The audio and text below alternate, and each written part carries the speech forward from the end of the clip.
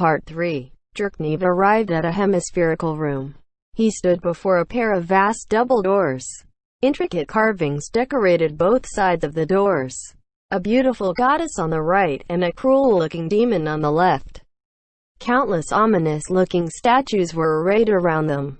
If one had to give it a name, it would probably be the Gates of Judgment. Jerknev pondered those doors as he looked over them.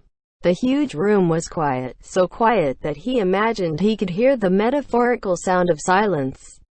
Indeed, nobody from the Imperial contingent had uttered a single word ever since they had been brought here. The only sounds were the metallic noises of armor scraping against armor. They were not silent out of politeness, but rather, they had passed all manner of wondrous sights before coming here, which had stolen their souls away. It would have been too much to expect them to not be entranced by the mythical scenes they had seen. In truth, even Jerknev found it hard to control the impulse to gawk openly at his surroundings as he walked, given the splendor that surrounded him. He glanced over his shoulder to look at his subordinates who had followed him here. Behind him were Bazawood and 10 specially selected royal guards, Fluter and 4 of his acolytes, Rune, his secretary, and the priests from the Night Orders. Lena's and the remaining royal guards had been left behind with the carriages for security. Everyone following him with the exception of Fluter had drawn in their shoulders.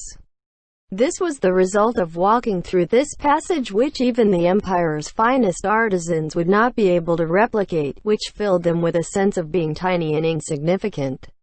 The great underground tomb of Nazarick was a tomb in name only. In truth, it was a beautiful world that was closer to a citadel of the gods than anything else. Their image of the ruler of this place, the magic caster Ainz-Ooal-Gown, was overwhelming beyond description. The smile on Jerknev's face was filled with self-mockery. Humans would naturally bow their heads to those who exceed them.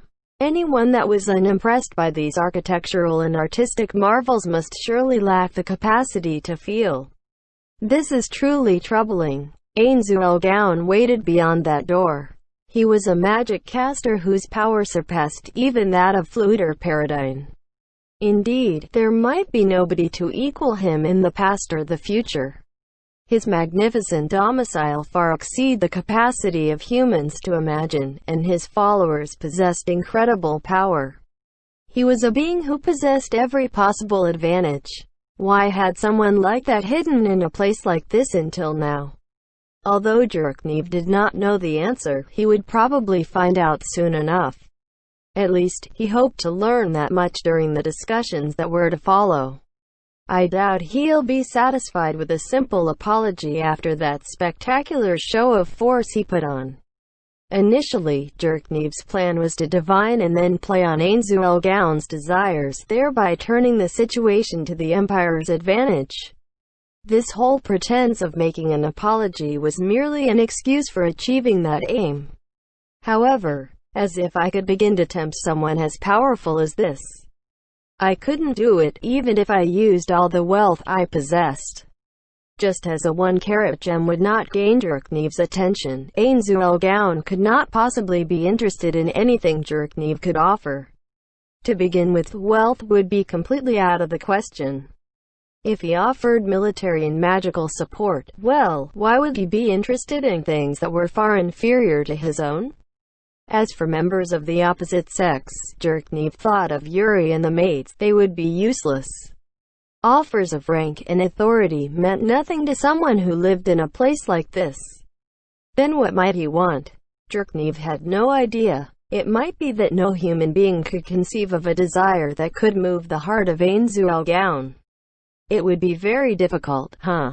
Jerknev's mind ran through countless stratagems and ploys to use against Ainz-Ooal-Gown. The conclusion was that he could do nothing. He came to the answer that the wisest thing he could do was hope Ainz did not regard him as an enemy. The victory conditions for this engagement are, the Empire remains intact, and that I return alive. As he gave voice to these thoughts, Jerknev found that they were louder than he imagined. However, nobody around him reacted. They were too mesmerized by their surroundings. The throne room lies beyond. Ains-sama waits for you within. After that, Yuri announced that her part was over, and bowed deeply to Jerknev. As though waiting for those words, the vast double doors swung open slowly, without being touched. Several sudden intakes of breath reached Jerknev's ears. It was not just one or two instances, but over 10 of them, probably well over half the people who had come to this place. Many among them had not been able to fully muster their resolve against the fear that gripped them and allowed their desire to flee to show on their faces. In other words, many of the Imperial contingent had been hoping that those double doors would not open. It was precisely because of that reason that Jerknev was grateful that the doors had opened automatically. Who knew how long they would have to wait if they need to work up the courage to pass through those doors first. A vast room came into view, with a ceiling that was very high and very broad. The walls were predominantly white, with extensive gold decorations and highlights. Luxurious, multicolored chandeliers made of precious stones from all the colors of the rainbow depended from the ceiling, radiating a fantastic light. Huge flags hung from poles set into the walls. This room was the epitome of a throne room. There was no better word to describe a place like this. Jerknev and the others blanched pale as an oppressive air swept over them from inside the room. A crimson carpet ran down the center of the room, and flanking it were a series of immeasurably powerful beings. There were demons, dragons, bizarre humanoids, armored knights, bipedal insects and elves. Each was different from the other in size and appearance, but the one thing they had in common was the overwhelming might each of them possessed. These beings were arranged in 2 lines on either side of the carpet, and it felt too disheartening to count them. They watched Jerknev and company in silence. Although it was said that one could sense a certain kind of strength in the eyes of those with power or status, this was the first time Jerknev had ever felt a physical pressure. The sound of low moans and the shuddering of metal armor plates came from behind Jerknev. It was proof that his subjects were scared out of their wits. However, he could be honest about this. Jerknev did not intend to reproach his subordinates for showing their fear. Rather, he wanted to praise them, because every single one of them had conquered that fear and stayed behind him. The fact that they had remained steadfast in the face of these terrifying beings was to be lauded. Jerknev's threat evaluation of Ains-Ulgaun rose by several dozen levels at once. His wariness had been revised ever upward since he arrived here, but even that had been far too naive. He had determined that Ains-Ulgaun was not simply a threat to the Empire, but to the continued survival of the entire species, to humans and demi-humans both. Jerknev's eyes followed the carpet forward. Far ahead of them was a set of stairs, and around it were assembled people that Jerknev surmised were Ains' aides. A beautiful silver-haired girl. A bluish-white monster that looked like an upright insect. A toad-like man in a suit. The twins from before. Here Jerknev felt some relief. If it turned out that the ones wiped out his royal guards in a few seconds were mere foot soldiers, he would not have been able to keep his calm. Above them, upon those stairs, was a beautiful winged woman, and just behind her, that is, upon a crystal throne, sat the physical incarnation of death. It held a strange-looking staff in hand. It was a monster with a bare skull for a head. It was like a being that had been formed from concentrating and condensing the darkness into a single point. It was Ains-Ulgaun. A magnificent crown sat upon his head, and his body was cloaked in a luxurious sable robe. Rings glittered brightly on his fingers. Even from such a distance, Jerknev could clearly tell that the exquisite accessories which Ains wore were beyond the skills of his empire's craftsmen. Blood-red points of light glowed within the empty eye sockets of Ains-Ulgaun's skull. As they swept over Jerknev and his contingent, it felt as if they were tasting him. He did not seem shocked by the fact that Ains was not human. Instead, he was relieved that he was not human. It was because Ains was not human that Jerknev could honestly accept that Ains was a superior being that was far out of his league. Who? Jerknev exhaled quietly. It was a sign of his resolve. The door had been opened, but it had not been opened for long. It was certainly not long enough for anyone to comment on their inactivity. Still, they could not wait out here forever. And so, Jerknev stepped forward. "Let's go." Jerknev's words were quiet enough that only those behind him could hear them. Anyone who saw him would be surprised by how he could speak without opening his mouth. This was not magic but pure skill. It was a skill that was particularly useful in this sort of setting. However, Jerknev could not sense anyone moving in response to his words. Advancing to stand before Ainz-Ulgown meant that they would have to pass between the flanking lines of monsters. Though he knew that they would probably not attack them, walking in front of these creatures still required a great deal of courage. His judgment that they would not be attacked was not simple optimism. The reasons for using a throne room like this were for ceremonial purposes, as well as displaying the power of one's nation. These were facts that anyone would know. In other words, the reasons for choosing this place were to display the power of Nazarick, and to show that he had no intent of killing Jerknev and his followers. After all, if Ainz wanted to get rid of them, he could simply have brought them to a slaughterhouse instead. Jerknev's underlings should have clearly understood that fact. However, that was not the reason why they remained immobile. The main reason for that was simply because they did not want to go near those monsters. Beyond the lines of monsters were Ainz-Ulgown's aides. The power of those beings was clearly beyond the reckoning of sane men. And upon the throne was Ainz-Ulgown himself. At great length, Jerknev realized something in the depths of his soul. He realized that they were standing in the presence of what men would call a god. Jerknev possessed a magic item that defended against mental attacks, but the pressure he was facing was outside the scope of the item's protection. If he lost his focus but once, even the man known as the Bloody Emperor would be able to do nothing but kneel before Ainz. Still, it was precisely because of that reason that he had to go. Just as Jerknev was observing Ainz-Ulgown, Ainz-Ulgown was also observing Jerknev. If he disapproved of what he saw, what would happen to the Empire in future?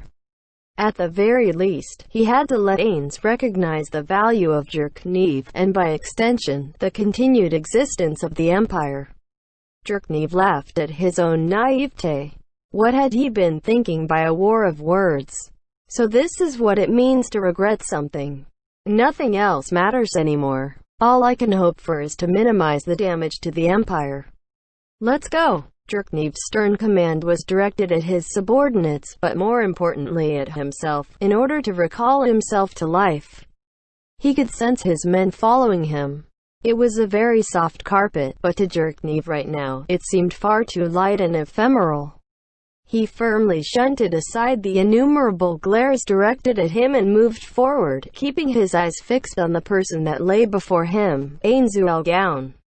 He had a hunch that if he turned his eyes from his objective, his feet would no longer be able to move. Jerknev was not an excellent warrior or anything like that. But the reason why he could move forward, leading his men where his royal guard feared to tread, was because of the mental fortitude that had been bred into him as an emperor. At last, he reached the base of the steps, in front of Ainz's aides. Ainz-sama, this is the ruler of the Baharuth Empire, Emperor Jerknev Rune Farlord El-Nix, who seeks an audience with you. The sweet voice came from the winged woman standing beside the throne. Her sweet voice matches her radiant looks, Jerknev thought. In response, the being that was a veritable god of death spoke to Jerknev. I am glad you have come, Emperor of the Baharuth Empire. I am the master of the great underground tomb of Nazarick, Ainz-Ulgown. A faint pang of relief ran through Jerknev. His voice was more normal than he expected, like that of a human being.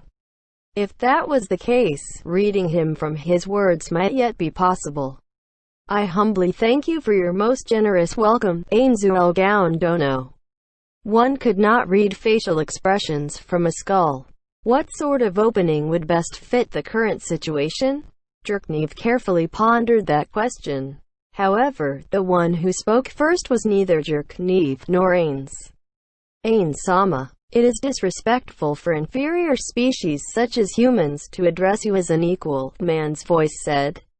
Kneel. Jerknev heard the sound of metal plates clanking, but he did not need to turn around to know what was going on. His subjects must have knelt in response to the man's voice. At the same time, he could hear the desperate grunting that came from those who wanted to rise but could not. It must have been some sort of powerful mental domination effect. Had Jerknev not worn the necklace he never took off, he would be kneeling like his men. Countless gazes affixed themselves on Jerknev, the only one to remain standing. They were cold, clinical stares, as though Jerknev were nothing more than a guinea pig. That's enough, Demiurge. Understood. The toad-like monster called Demiurge bowed respectfully to its master. Releasing control, he could almost see the pressure around them disappear, and he could hear sighs of relief from behind him. Jerknev Rune Farlord El Nix, my subordinate has done something rude to a noble guest who has come from far away to visit my domain. The sins of the vassal are those of the liege, and as such I beg your forgiveness. I hope this is a matter which can be resolved with a bowing of the head. Commotion and activity rose from the two files of monsters behind them. Countless feelings danced up in Jerknev's heart. He was cautious because he realized that Ains was not the type who handled matters solely with brute force. Similarly, he was relieved because Ains was not the type who handled matters solely with brute force. Most importantly, he was afraid. He knew without a doubt that Ains had the complete loyalty of all the monsters present here. At the same time, Jerknev had the sickening realization that everything that had happened so far had occurred in accordance to Ains Zuelgaun's wishes. It was the ominous feeling that everything had taken place just as Ains had planned. There is no need to apologize for that, Gaun Dono. It is not uncommon for subordinates to go wild and do as they please. Citizens from our empire have done the same themselves. Truly, I am disgraced. One of the royal guards who had been released from the domination began moving, and placed an urn beside Jerknev in a worried, nervous manner. Jerknev should have immediately taken it up, but he was delayed by his thoughts. Were the actions of Gaun's minion intended to make me say what I just did? If that's the case, should I go off script? No, that's not an option. This is like a staged fight with real blades. A single misstep will result in severe injuries. That would be very bad. This is the head of the foolish noble who took it upon himself to send intruders into your tomb. Although I do not know if tomb is the right word to use. I hope you will accept it. The urn contained Earl Femel's head. He was the noble who had been induced by Jerknev to recruit and dispatch the workers. These nobles who were neither boon nor bane were raised to be used at times like these. Dead men told no tales. Although he did not know how much information Ains Zuelgaun possessed, it would be wiser to cover up his sins as much as possible. It was quite likely that Ains sent his emissaries to intimidate him because the workers had barged into his domain. Because of that, his best option was to deny all knowledge of the incident. The beautiful woman standing beside Ains gently nodded her head, and the one called Demiurge brought the urn up the steps. Then, he knelt before Ains, and presented the head from within the urn. Ains lifted the head up. I will accept it. But what shall I do with it now? It would be a waste to simply throw it away. A mockery, then? I see. He's certain that Femel was manipulated. The question now is where the information leaked from. Suddenly, the severed head of Earl Femel twitched in Ains's skeletal hand. At a glance, one might think that Ains was shaking it, but a closer look would reveal the truth. A black liquid swallowed the head, and Ains let it fall from his hand. Jerknev did not turn his eyes from the horrifying sight of a fountain of sticky black liquid erupting from the ground. After the black fluid finished flowing away, what was left was an enormous suit of black plate armor. It was a death knight. As one, everyone behind Jerknev inhaled sharply in surprise. I am possible. He created it. The maid's words were true. Jerknev desperately wanted to bite his lip but forced himself not to. He could not do such a shameful thing in public. Go, get in line. With a deep groan that seemed to come from somewhere far beneath the earth, the Death Knight obediently descended the stairs and vanished from Jerkneev's field of vision. How many more of these Death Knights can Ainzu Elgaon still make? Don't tell me. An unlimited number, as long as he has corpses? No, that's just ridiculous. Wait, before that, can he make even more powerful undead? If he really could make such creatures, then Jerkneev ruined Farlord El Nixdono. Ainz's quiet voice brought Jerkneev back to his senses, and he smiled easily to Ainz. Ah, Gaon Dono, Jerkneev will do. After all, it is a long name. Is it now? Well then, Jerkneev Dono. To begin with, allow me to apologize for that unsightly display just now. Given that my ill-mannered vassal gave offense to you and those under your command, I will consider the matter of that noble's invasion of Nazarick settled. Then, that is all. Although I have made you come a long way, you are now free to leave. Huh? Jerkneev did not understand what he had just heard. Ah, forgive me. I fear I may have misheard your words. Could I trouble you to speak them to me once more? There is no need for you to apologize. It will be fine if you return home. After all, we will be getting quite busy over here shortly. Ainz shrugged, like he was joking. Jerkneev had no idea what was going on any longer. Could it be that the apology was just a pretext to get him to come here in order to fulfill some other objective? Yet, the fact that he had been forgiven so easily was very strange. Something did not add up here. Wait a minute. What did he just say? Forgive me, but what did you mean by getting very busy?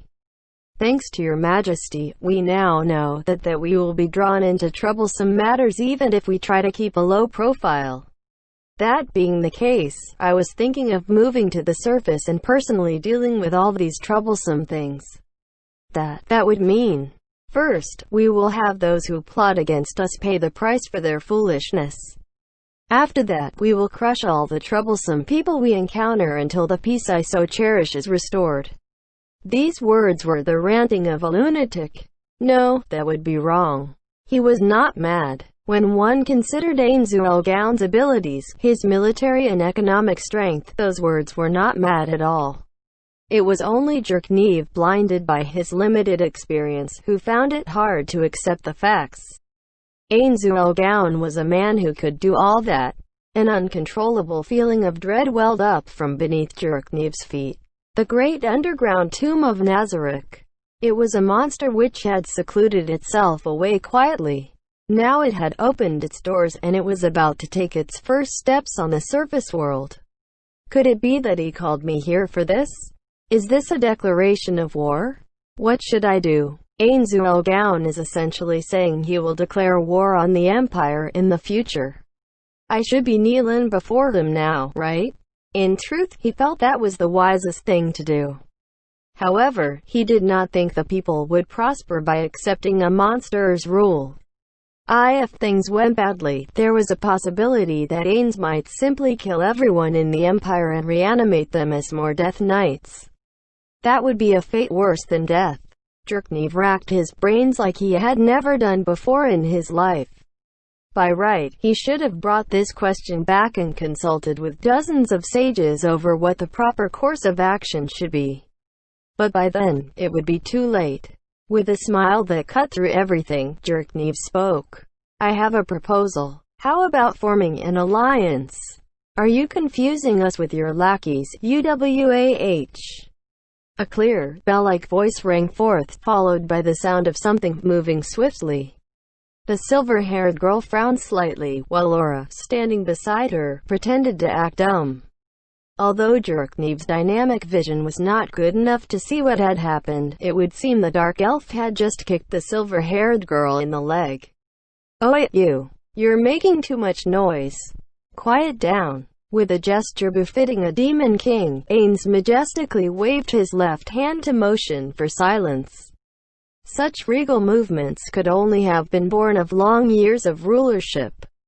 Jerkneev's alertness level went through the roof. I see, he has presided over this land as its ruler for a long time. To think he had such a dignified bearing. The two girls spoke at once, expressing their regret for their foolishness. He could not sense a hint of the arrogance that Aura had given off while in the capital. Right after that, he glanced at Ain Zuelgaon, hoping that he had his subordinates fully under control. Then he screwed up his courage and prepared to speak. This was the main event. His tongue moistened his dry lips. Jerknev picked the finest plan he could think of from the numberless plots and stratagems he had come up with in the short time until now. To build a nation here and to rule it as king, I think that is a great idea. It is a position that best suits you, Gaon Dono. Our empire will gladly supply all the aid and resources you need to found this nation. How about that? Ains's fleshless face did not move. However, Jerknev sensed that the bright points of red light in Ains's eye sockets were glowing slightly brighter. Jerknev Dono, I do not believe that plan holds any merits for you. That was only natural, which was why he could confidently predict Ains would ask that question. Mustering up all his acting expertise, Jerknev made his reply. I wish to forge good relations with a country that your esteemed person will eventually establish. This is also a consideration for the future. I see. Then, let it be so. I will leave the details to you. Ains had agreed so fast that it left Jerknev dumbfounded. It was almost disappointing. He had not expected things to go so smoothly. To begin with, why didn't he ask me to swear loyalty to him? As an overwhelmingly superior individual in an infinitely advantageous position, why would he even accept this proposal? He had prepared dozens of answers for when Ains demanded fealty from him. But Ains' answer had exceeded the scope of Jerknev's predictions. What was he up to? Jerknev could not understand Ains's thinking at all. When battling a stronger opponent, a weaker man would fight by thinking of how to trip his opponent up. This was how one exploited the arrogance of the strong. But if the stronger opponent was not an arrogant being, then that tactic was unusable. The weaker man's only way of fighting would have no effect. That was how Ains was. He would never act in a way that let others feel he was arrogant. No. As I thought, it's possible that everything up till now has been going according to Ains's plans. After all, the delay in his reply was far too short. Did that mean he already predicted all my possible choices and prepared the appropriate responses? Jerknev was keenly aware that the frightening thing about the being called Ain Zuelgaon was not merely his matchless might but also from his unfathomable intellect. Is that so? Then, that is wonderful. Could you tell us if there is anything we can do for you? I cannot think of anything right now. However, I would like to establish a venue where I could station emissaries from our end. I would like some way of quickly communicating with yourself. If all was really going as Ains planned, then there was no way he would not have thought of everything. In that case, had this entire exchange simply been a coincidence? No, that might be a bluff as well. He must have thought that he would be seen through if he stated his demands immediately. What a cunning monster he is. Or rather, perhaps it's because he's a monster that his intellect surpasses that of mankind. Ah, yes, indeed. How foolish of me for not having thought of that. I expected nothing less of you, Gaon Dono. Ah, is he not a fan of pleasantries? After hearing that half-hearted response, Jerknev made a mental note of that data point. Then, I shall return first. I will leave my secretary here. Could you discuss the details with him? Rune Varmalinen. Understood. I shall offer up my body and soul for the Empire's sake. Although Jerknev could not see Round's face behind him, he could keenly feel the man's conviction in his voice. In truth, the decisions made here would decide the Empire's future. If he did not have to rush back to the Empire immediately to form the appropriate committees to deal with Ain Zuelgaon, Jerknev would have preferred to stay here himself. An excellent answer. I can feel your loyalty to your Emperor in every word. Then, we will send out Demiurge. Granted, he was somewhat rude to you earlier, but since you have forgiven him, I will let him handle this task. The frog-like monster bowed silently from the corner of Jerkneev's eye, and he sensed that he was about to lose a valuable subordinate. He struggled to control himself so he would not let the fires of hate creep into the eyes as he looked at Ains. He's already making his move. The frog monster, Demiurge, could dominate people with his words. This was clearly declaring his intention to turn Ruin into his puppet and have him reveal everything he knew about the Empire. These are not the actions an ally would take. The fact that he's so overt about this is proof of his insidious nature. Demiurge. He must be planning to send this stupid-looking monster to do intelligence-intensive work like coordinating both sides, so he can claim it was his subordinate carrying out spy work on his own later on. Ainswell-Gown, how many more surprises do you have up your sleeve? You son of a bitch. Although he was cursing Ains in his heart, Jerknev had to take his hat off to him. The mistake from just now was calculated so that Jerknev could not claim they had no idea such a thing would happen. If he had any objections, he had to voice them now, because once he let this chance slip, his silence might be taken as consent. Just as Jerknev was about to say something, Ains spoke before him. Demiurge is one of my most trusted followers. I am sure there will be no further problems if he and Rune discuss these matters. That would be wonderful. Jerknev forced himself to smile. This was the first time he had seen such a masterful exploitation of an opportunity. Since Ains had already said this much, anything further would be a waste of breath. However, as Jerknev heard Ains' next words, he realized how naive he had been. Now then, the present situation is different from before. You are now an ally of Nazarick Jerknev Dono. To send you home in such haste seems rude. Since you have come all this way, why not spend the night here? I shall prepare a warm welcome for you. So it's not just Rune, he wants to get everyone here as well? Worse, he might be planning an even more wicked scheme. No matter what, it was hard to believe staying the night was an innocent act of charity with no ulterior motives. He cursed the way Demiurge's ugly face twisted in a smile, as if to say, I understand. No, we could not possibly trouble you. After all, we must return to make preparations. Is that so? That is a shame. Then, if it is convenient, no, please allow one of my servants to send you home. The thought of riding a dragon came to mind, and curiosity welled up at Ains' suggestion. Still, Jerknev waved that prospect aside. There was no way Ains would simply transport him home, and he did not wish to owe Ains a favor. I am deeply appreciative of your most generous offer, and I thank you for it. However, I feel that since I came on a carriage, I should return the same way. An undead headless horse could run day and night without sleep. Please forgive me, but I must respectfully decline. Must you? I see. He could sense that there was some disappointment in those words. Was it an act, or was it the truth? Jerknev could not tell, although he suspected it might be an act. In any case, as long as they did not fully understand their current circumstances, he wanted to avoid announcing the news of the Empire's alliance with the undead Ains.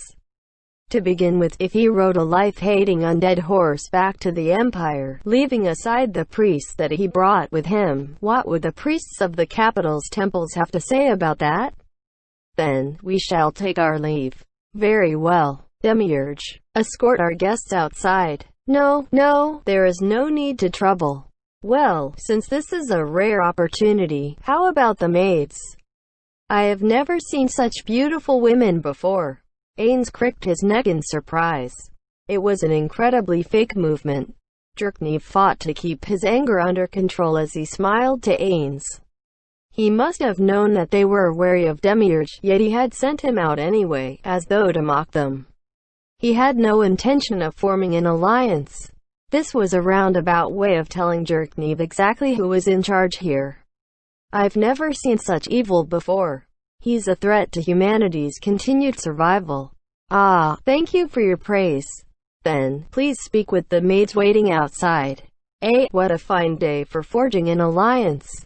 How I wish I could make it a festival. You mean, to celebrate the day you made slaves of us? As he screamed internally, Jerknev smiled to Ains once more.